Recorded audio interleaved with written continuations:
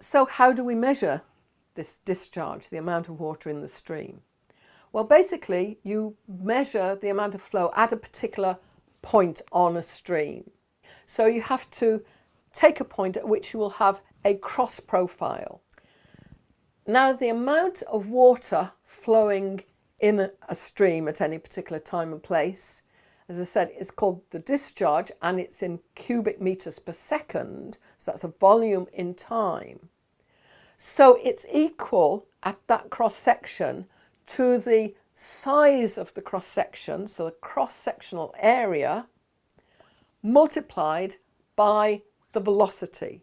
The velocity is the speed at which the water is flowing, how fast it's flowing. So we need to measure those two components to measure how much flow of water there is in a stream. So to get an accurate measure, you could get it approximately by measuring the width of the water and an approximate depth. But to survey it properly, you should measure the width and then take depth at intervals across the stream and average those. But then we get the cross-sectional area as the width multiplied by the average depth.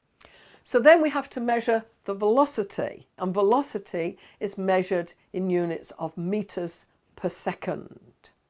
Now, the velocity in a stream varies across the stream. As the water flows through the channel, it encounters friction with the bed and banks, which slows down the flow.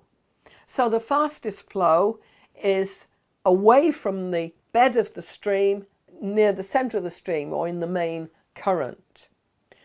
So in order to get an average velocity, again, we need to sample, measure that velocity at intervals across the stream and at a certain distance from the bed to get both the slower and the faster parts.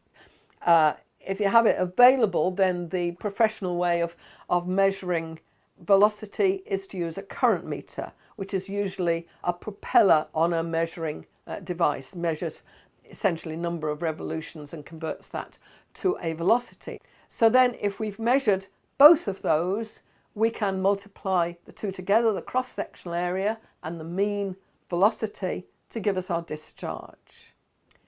Now, that's all very well for our fieldwork purposes. If we're studying rivers and we want to go and measure the flow at a particular time and a particular place.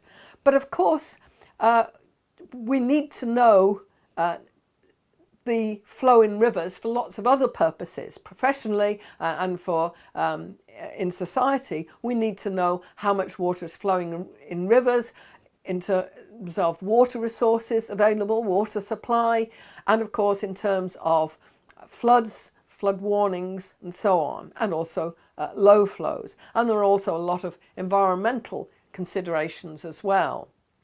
So in order to measure the flow continuously in a stream, the river management authorities, in England the Environment Agency, have established what are called gauging stations along major rivers.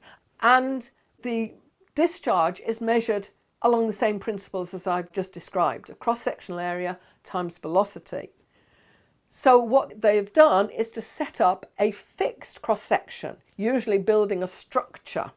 And then for any height of flow, they can measure what the cross-sectional area is, and that'll remain permanent while that structure is stable, and they're designed to be stable. And then when they first establish the gauging station, they come along and measure the velocity, as I've described, and they do that for a range of heights of flow. They go out on different occasions, get a range of heights of flow, and then they have a relation between the velocity and the height of flow. So from then onwards, if they know the height, the cross-sectional area, and they know the velocity at any height of flow, what they need to do from then onwards is measure height of flow. So a gauging station consists of an instrument at the side of this fixed structure that basically measures the variation in the height of flow of water and gives you a continuous record. And if, of course, you've then got a continuous record, you can calculate all kinds of discharge statistics about the flow. So many of the gauging stations in the UK have been operating for several decades. Many of them are 30, 40, 50, 60 years in length. There's very few that are longer than that. But if we have the data from that kind of length of period, we can see the variation over time, and we can calculate mean discharges for different lengths of time. We can work out how often there are peak flows and floods above a certain level, and we can get a great deal of information from that. So that's the setup of a gauging station, and the data generated by those gauging stations are publicly available.